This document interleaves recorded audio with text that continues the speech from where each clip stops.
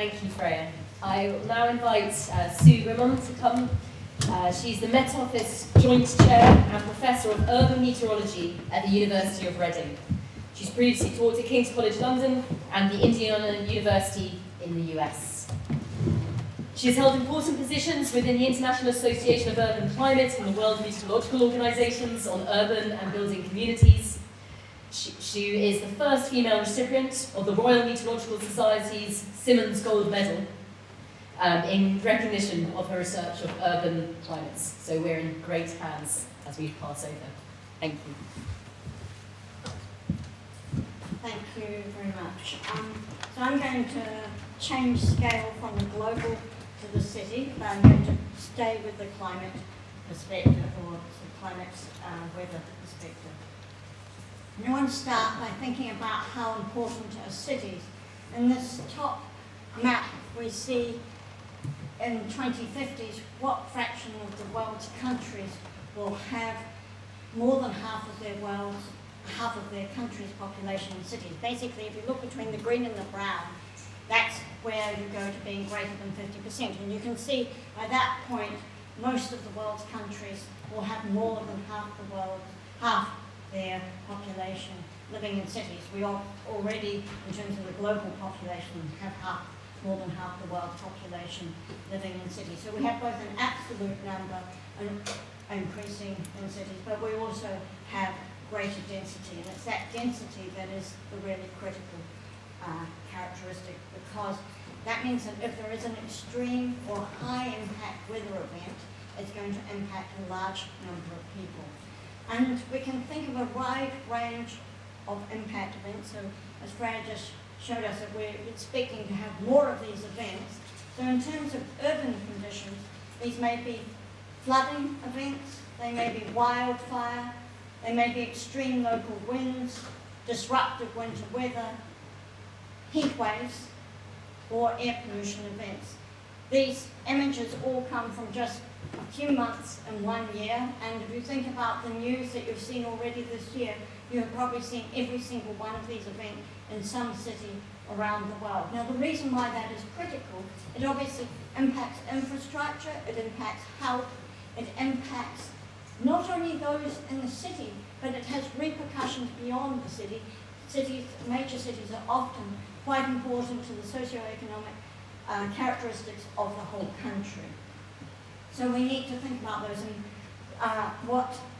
how they may impact us, and therefore what needs to be done. So the UN New Urban Agenda basically got various United Nations bodies, including the World Meteorological Organization, to start thinking about cities. Now, for the meteorological services, this was a very major change, because they had up until recently, or up until that time, basically a country-wide perspective. They did not need to worry about the sort of details of what are happening in cities.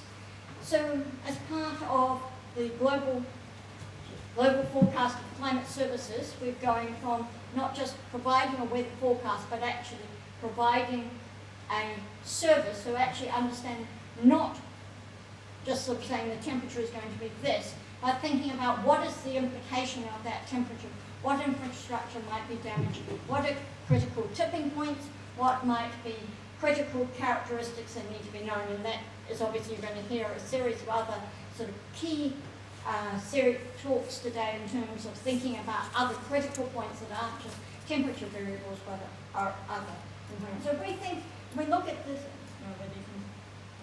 So we look at this plot here.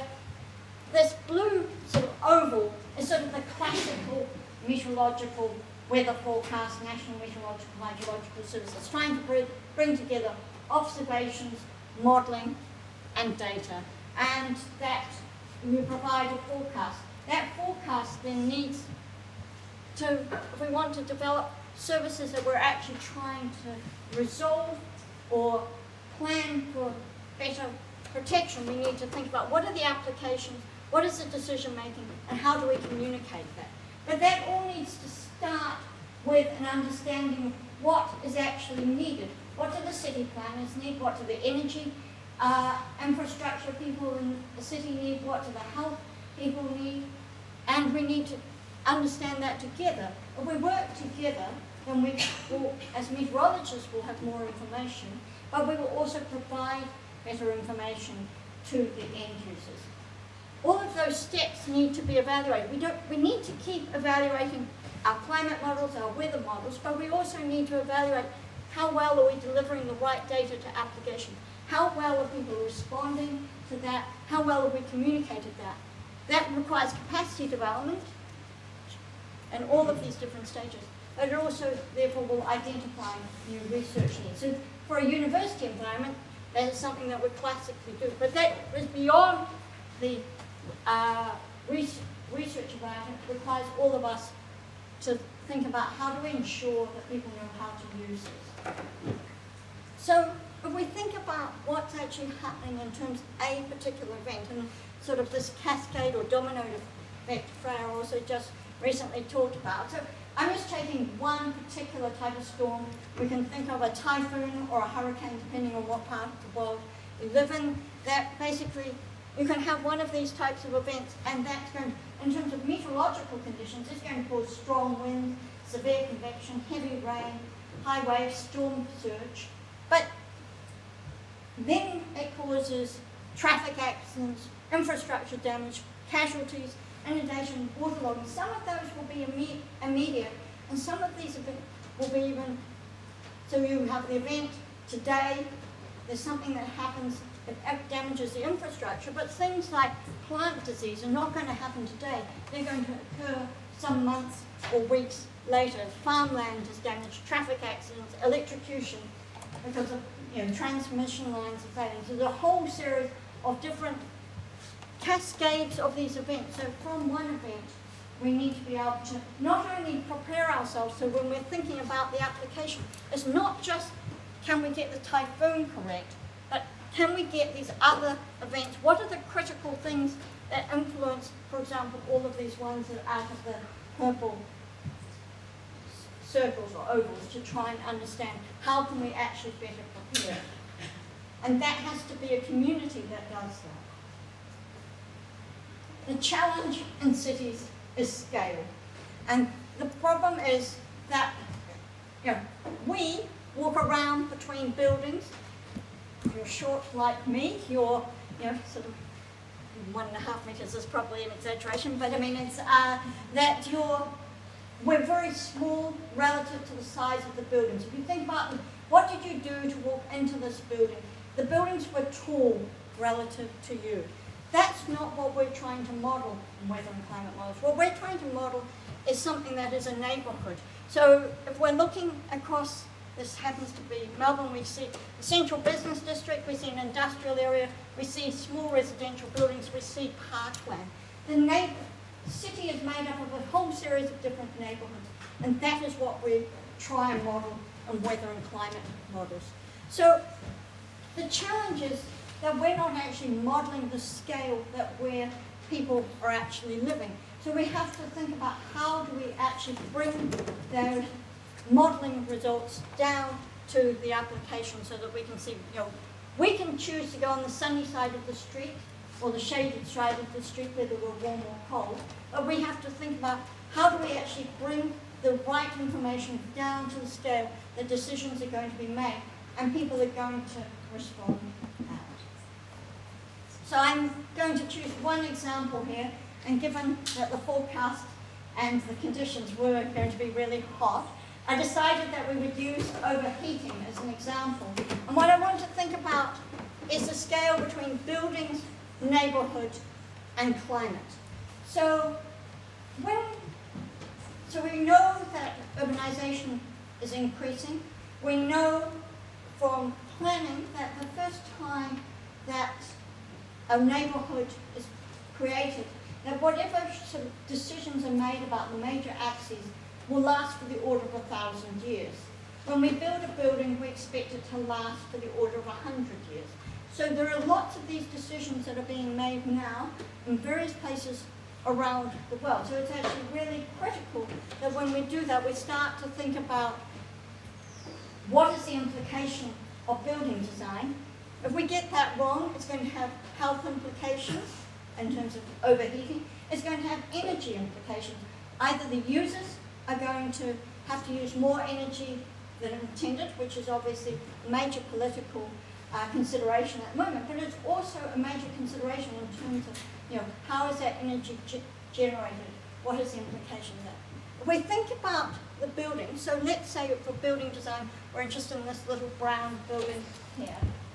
If we don't account for the neighborhood, so we're thinking about just designing and we're only focused on the building and we're not thinking of the larger context, then we're going to end up with a different result. So here we've got 3 neighborhoods with increasing density, and we're basically, the building is identical, and we're looking at what are the implications of not taking into account the surroundings of the neighborhood. And this is looking at energy load differences. And what I want you to see is basically that as you go from more dense neighborhood towards more dense neighborhoods, there is a large difference, and it makes a difference in summer cooling and winter heating. What is the probability that you can use natural ventilation? So when we think about London, we often use Marseille as an analogue for sort of what might be potential future climate for London. So we're now looking at this most dense neighbourhood and saying what is the implications if we look at changing climates. So here we're going from Aberdeen to London to Marseille, sort of all with the identical building neighbourhood, but thinking about what is the implications of that. And again, we see that it has an important influence on the cooling load and the heating load in summer and winter. So, as I said, this is the Met Office heat health warning for today. We can't, I can tell you if you're saying this particular board is emitting a massive amount of heat. Okay, this is not a good design for keeping things cool under an overheating condition. But so we think about, okay, what is the climate? So in the winter time, if this room is not very warm, this may be a benefit to keeping this room warm. But we're having to use additional energy to keep this cool. So this is decisions, this building is probably 150 years old, and possibly older. So the decisions when this building was designed were not thinking about climate change. The buildings that we're going to design now, we have to think about for the future and the neighbourhoods. So in terms of absolute differences, we have large differences in terms of the amount of overheating degree hours.